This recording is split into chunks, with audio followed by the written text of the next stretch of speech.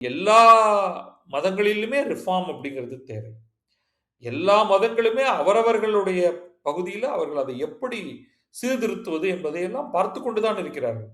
ஒரு சீர்திருத்தத்துக்கென்று ஒரு சிலர் வரும்பொழுது, அதற்கு எதிராக பலர் நிற்பதும் நடக்கிறது. அந்த மதத்தில் நீங்கள் இருக்கிறீர்களா? உள்ளிருந்து கொண்டு எந்த சீர்திருத்தத்தை நீங்கள் கொண்டு வரப் போகிறீர்கள்? இல்லை, நீங்களே பலமுறை சொன்னது போல, நீங்கள் கிறிஸ்துவ மதத்தை பின்பற்றுபவரா? அப்பொழுது உங்களுடைய வேலை என்ன? இன்றைக்கு பார்த்தீர்கள் என்றால், முதல்வர் கிறிஸ்தவர், எதிர்க்கட்சி தலைவர் கிறிஸ்தவர், அவைத்தலைவர் கிறிஸ்தவர். நீங்க இந்து மதத்தை பற்றி பேசும்பொழுது கவனமாக பேச வேண்டும் அப்படிங்கிறத ஞாபகம் வைத்துக் கொள்ளுங்கள்.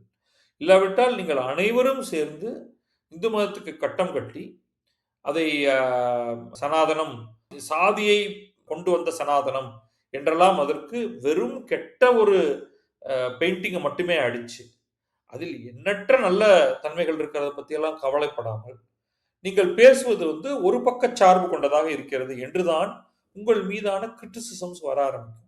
அந்த விமர்சனத்தை நீங்கள் அனைவருமே எதிர்கொள்ள வேண்டும். இதில் ஒரு சென்சிட்டிவாக இதை நீங்கள் அணுக வேண்டும். இல்லாவிட்டால் அது உங்களுக்கு தான் பின்னால் பிரச்சனையாக ஆகும். இப்பொழுதே அந்த பிரச்சனையெல்லாம் சேர்ந்துதான் அந்த வெறுப்பு அப்படிங்கிறத நீங்கள் உருவாக்கி கொண்டே தான் இருந்தீர்கள்.